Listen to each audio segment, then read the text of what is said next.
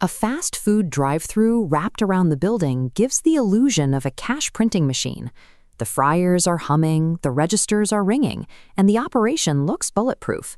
But beneath that appetizing surface, the financials can be decaying from the inside out. Decades of fierce marketing battles during the 1980s burger wars established these legacy brands as permanent, highly stable fixtures of the American economy.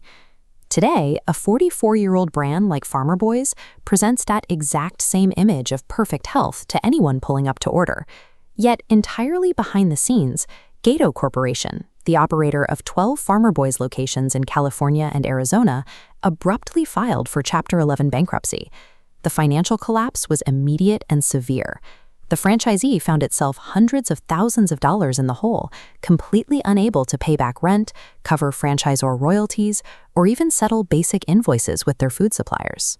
If the grills are hot and customers are lining up to buy burgers every single day, how does a bustling franchise run completely out of cash?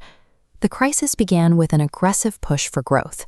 Geddo Corporation expanded its footprint into the new Arizona markets of Goodyear and Phoenix. To rapidly fund that expansion, the operator turned to a specific type of high-risk commercial financing, known as a merchant cash advance. They didn't stop at one advance. The company stacked 40 separate loans, accumulating a massive $5.2 million in short-term debt. This flowchart compares traditional debt against a merchant cash advance. On the left, a standard bank loan requires a predictable, fixed monthly payment. On the right, an MCA functions through an aggressive daily extraction mechanism, taking a high interest percentage straight from the business's daily sales. Zooming into the MCA side, you see the mechanical trap in action. Lenders automatically siphon their percentage directly out of the franchisee's central bank accounts every day, pulling capital before those funds can be routed anywhere else. Even with steady revenue coming in, the capital was instantly diverted.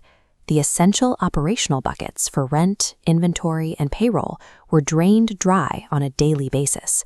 Trapped in a vicious cycle of capital shortfalls, the franchisee reached out to the lenders to negotiate manageable payment terms. The lenders refused to adjust the daily draw. Without functioning bank accounts, the defaults cascaded. A $500,000 note to the franchisor went unpaid, then $300,000 in back royalties, then the vendors. Predatory debt extracted cash faster than the restaurants could physically produce it, suffocating a company that was still moving thousands of burgers a day.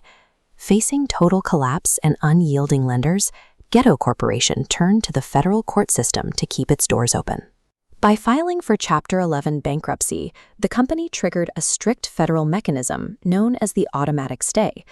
Think of the automatic stay as a legal emergency brake. It forces all collection efforts to freeze, immediately blocking the MCA lenders from initiating any further direct withdrawals from the franchisee's accounts. This legal shield provides essential life support. It halts the daily financial bleed, and it prevents the franchisor from terminating the core operating agreements, buying the company the time it desperately needs to restructure its debt. Across the wider fast food industry, other major players are feeling the strain of economic pressures. Wendy's recently announced plans to close up to 350 underperforming locations. Geddo Corporation is also not an isolated anomaly in the franchise world. A massive California franchisee operating 65 Carl's Jr. locations recently filed for Chapter 11 protection as well. These high-profile struggles frequently trace back to the same vulnerability: ambitious expansion efforts propped up by highly aggressive, toxic debt structures. Behind a bustling restaurant with a line wrapped around the block, an invisible house of cards can collapse long before the first customer ever notices a problem.